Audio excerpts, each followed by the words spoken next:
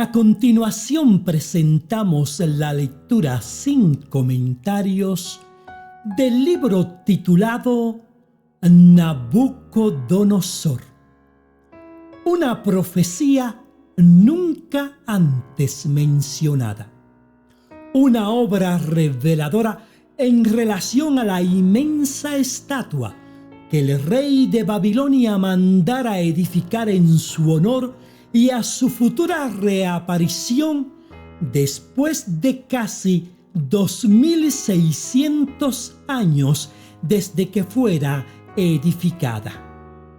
Esta obra ha sido escrita y es narrada por Néstor Gaya.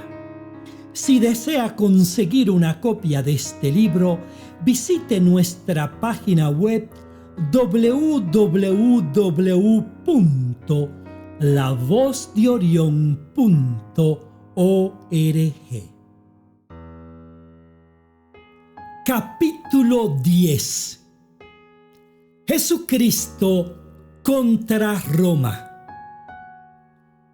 Con la decisión de Poncio Pilato al entregar a Jesús a los judíos para ser crucificado, el veredicto en contra del maestro de Galilea ya estaba sellado.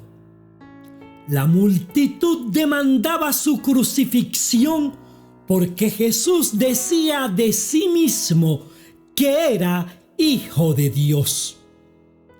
Dicen las Escrituras que Pilato, al oír esto, se llenó de temor. Cito: los judíos le respondieron: nosotros tenemos una ley, y según nuestra ley debe morir, porque se hizo a sí mismo Hijo de Dios. Cuando Pilato oyó decir esto, tuvo más miedo. San Juan capítulo 19, versículos 7 y 8. Poncio Pilato, mirándose en medio de un huracán político y religioso, prefirió poner por delante sus intereses personales que llevar a cabo lo que se suponía que debía: impartir justicia. Por el contrario, lo mandó a ser azotado e injuriado, entregándolo en manos de soldados romanos sin escrúpulos, quienes, además de cumplir las órdenes de ser azotado, decidieron humillarlo al más degradante nivel. Le escupieron, le patearon, le abofetearon lacerando sus mejillas. Hubo quienes se atrevieron a orinar en vasijas para luego rociarla encima de su cabeza, al tiempo que sus risas llenaban el patio de Poncio Pilato.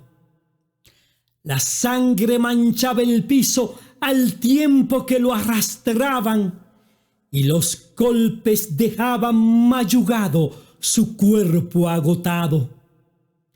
Jesús enmudecía, sin aliento, frágil, casi congelado por la escena, al mismo tiempo que un ángel le susurraba al oído las palabras del profeta Isaías. Cito: angustiado él y afligido, no abrió su boca. Como cordero fue llevado al matadero, y como oveja delante de sus trasquiladores, enmudeció y no abrió su boca. Isaías capítulo 57, versículo 3. Esperaba Pilato que al presentárselo a la multitud en tan espantosas condiciones, los sacerdotes y el pueblo judío se sentirían satisfechos al verlo humillado y maltratado, y de esta manera renunciaran a sus pretensiones. Pero no, el odio y tenaz deseo por la muerte del predicador nazareno era tal que los sacerdotes gritaron: «¡Crucifícale!», y el pueblo al unísono gritaron con ellos. Un testigo ocular de los hechos lo narra de la siguiente manera. Cito: «Así que entonces tomó Pilato a Jesús y le azotó, y los soldados entretejieron una corona de espinas y la pusieron sobre su cabeza y le vistieron con un manto de púrpura y le decían: «Salve, Rey de los judíos», y le daban de bofeteadas. Entonces Pilato salió otra vez y les dijo: «Mirad, os lo traigo fuera, para que entendáis que ningún delito hallo en él». Y salió Jesús llevando la corona de espinas y el manto de púrpura. Y Pilato les dijo: «He aquí el hombre». Cuando le vieron los principales sacerdotes y los alguaciles, dieron voces diciendo: «Crucifícale». San Juan capítulo 19, versículos 1 al 6. Finalmente, vencido por la presión de la turba frenética y procurando no verse involucrado, Pilato cedió y entregó en las manos inicuas de los sacerdotes la vida del inocente Jesús. Lo miró de espalda bajar las gradas del palacio, sostenido por los soldados romanos, quienes lo arrastraban hacia el madero. Sabía Pilato que tenía que escribirle a Tiberio César y rendirle cuenta de lo sucedido. Aquello no era un incidente menor. Sospechaba que había entregado no solo al rey de los judíos en manos de malhechores para ser crucificado, sino posiblemente al Hijo de Dios. A pesar de haberse lavado las manos, sabía que tanto pecado había en él como en aquellos que se lo entregaron. Con pasos lentos entró a su palacio, donde lo esperaba su esposa, quien al verlo le dijo: «¿Qué has hecho?». Poco tiempo después, Tiberio César habría de recibir el informe. Hablaba de un maestro, de un rey de los judíos, de un pueblo sediento por su sangre, de un hombre que se llamaba a sí mismo Hijo de Dios, de un ser cuya única culpa era haber perdonado a sus enemigos y que en ningún momento se defendió de ellos. El informe molestó a Tiberio, pues consideraba que el único Dios del Imperio Romano era Tiberio César. Era pasado ya el mediodía y Jesús, sin alimento alguno, ni siquiera agua para tomar, había sido arrastrado hasta el monte llamado La Calavera en las afueras de la ciudad. Un hombre llamado Simón fue obligado para ayudarle con el pesado madero. 3 cruces se elevaban sobre las cabezas de la multitud presente, quienes aún consumían sus últimos hálitos para seguir injuriando a aquel que posaba para la humanidad entera en el madero situado al centro de las 3 cruces. Aquel lugar había sido escogido por los sacerdotes con la intención que el crucificado pudiera ser visto desde lejos como parte de la ignominia. Pero una densa tiniebla cubrió el monte por 3 horas, como si alguien quisiera cubrir la vergüenza de aquel que estaba colgado en la cruz. Dicen las Escrituras que, cito, «Y desde la hora 6ª hubo tinieblas sobre toda la tierra hasta la hora 9ª». San Mateo, capítulo 27, versículo 45. No obstante, aquello no fue motivo para que reflexionaran. Seguirían injuriando al crucificado hasta verlo muerto. Jesús miraba desde la cruz a los encadenados por el enemigo. El diablo se había valido de los sacerdotes judíos y de Roma para mancillar al Cordero inmolado. La hora de entregar el Espíritu había llegado. Rogó al Padre que los perdonara. Todas las cosas las había cumplido como se habían acordado. Casi muerto, a punto de un colapso, sin fuerzas para poder sostener su cuerpo sobre sus piernas, con los tendones de los brazos desgarrados, horadado, con poca sangre entre sus venas, ahogándose debido a la posición que la cruz le obligaba, dijo: «Hecho es, todo se ha cumplido». Sabiendo que el abismo de la muerte le esperaba con sus fauces profundas de oscuridad eterna, levantó la cabeza al cielo en un último esfuerzo y gritó en alta voz, entregando el Espíritu.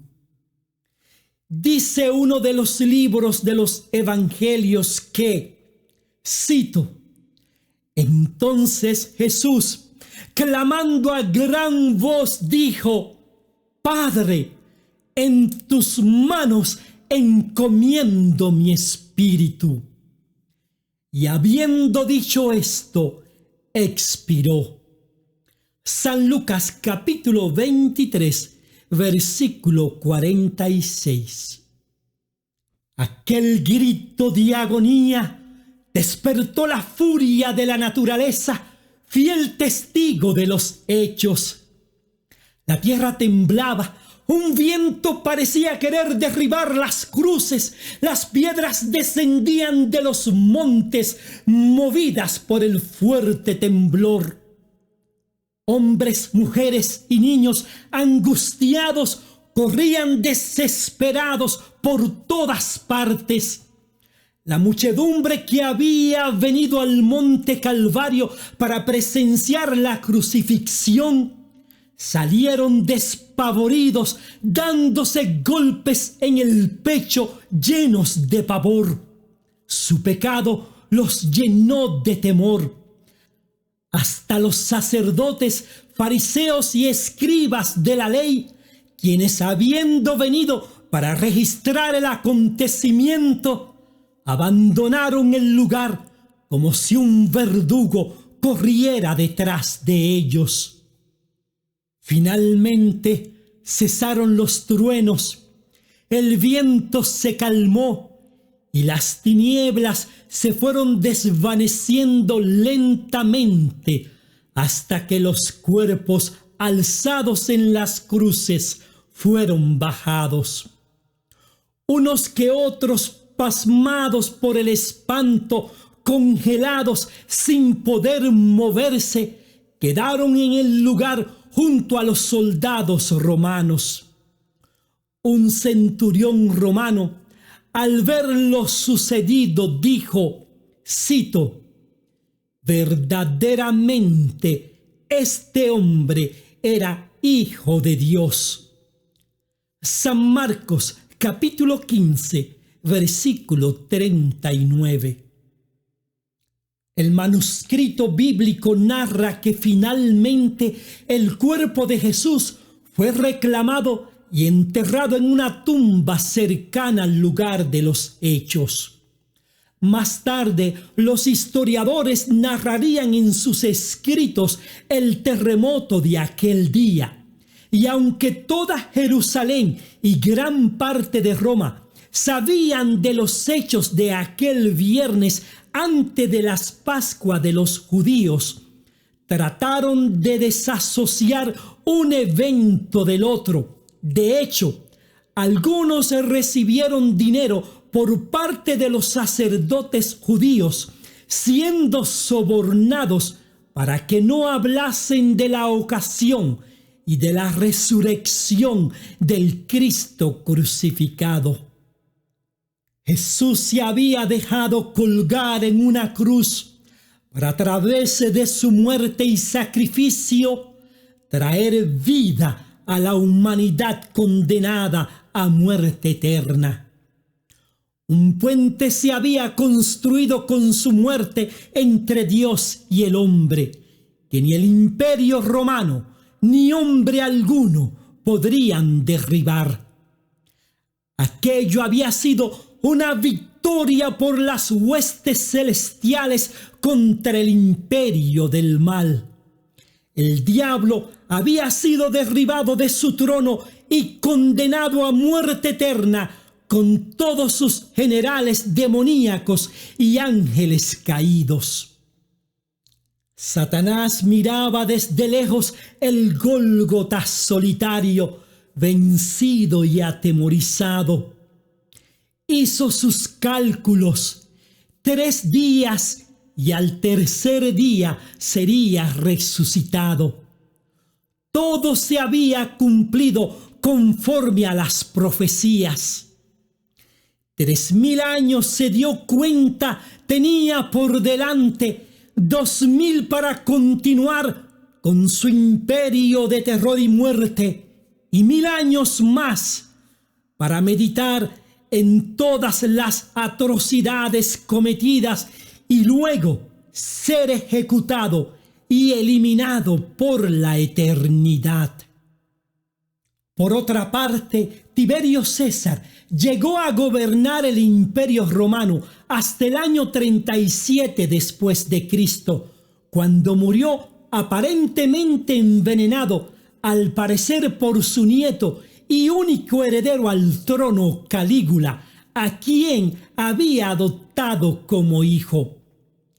Tiberio había dejado el escenario bajo la algarabía de una multitud que se lanzó a las calles de Roma para celebrar su muerte.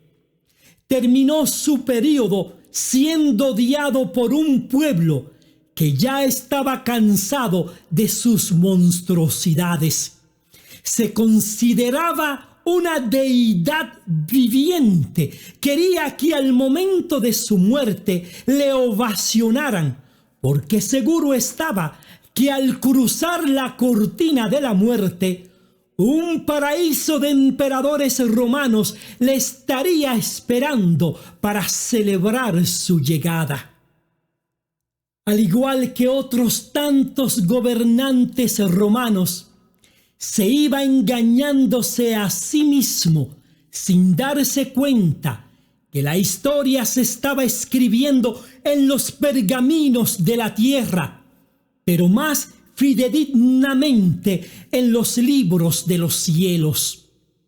Dejaba tras de sí nuevos monumentos a dioses de mármol que no podrían librarlo de la muerte y el castigo eterno. Un nuevo Ave César era el clamor que ahora se escuchaba por los pasillos de los principales palacios de Roma, para dar la bienvenida a la gobernación del Imperio Romano al nuevo emperador y posible asesino de su predecesor. El nuevo emperador tendría un mandato breve, pero espeluznante, una mezcla de hombre y demonio, de loco y psicópata. Algo no de extrañarse en los regentes del Imperio Romano. Roma se preparaba para la continuación de un imperio que en palabras resulta difícil de describir, pero que algunos sinónimos tales como barbarie, corrupción, asesinatos, extorsión, prostitución, homosexualidad, etc., encajarían perfectamente en el marco de su definición, solo que el nuevo emperador, Calígula Cayo Julio César, superaba el género de la monstruosidad. Roma había conquistado y subyugado reinos en los 4 puntos cardinales. Había unificado a una gran parte del mundo conocido hasta entonces bajo una misma bandera y bajo un mismo escudo. Ser emperador de Roma era ser rey del mundo prácticamente.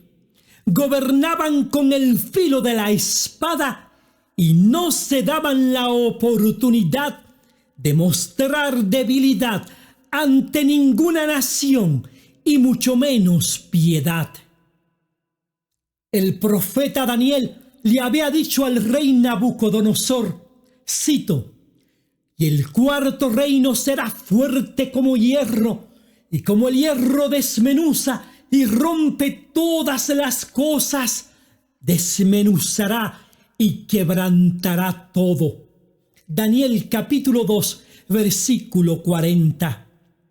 Las palabras del profeta Daniel parecían quedarles pequeñas a las atrocidades que iban dejando a su paso el Imperio Romano. Pero una luz se había infiltrado en medio de las tinieblas del Imperio Romano: la cruz. La cruz comenzaba a emerger desde el Gólgota sangriento, despertando un nuevo ejército que se impregnaba en los corazones de los pueblos y naciones olvidados y esclavizados, trayéndoles libertad y salvación. Un ejército que tenía por escudo la palabra de un nazareno, por yelmo la fe en la resurrección y por coraza la sangre derramada en el Calvario por el Creador del universo, Jesucristo. Era un ejército invencible con dogmas y principios de justicia, que predicaba la igualdad y el amor entre todos los hombres y mujeres, declarándoles que todos eran hermanos e hijos e hijas de un mismo Dios. Fin del capítulo número 10.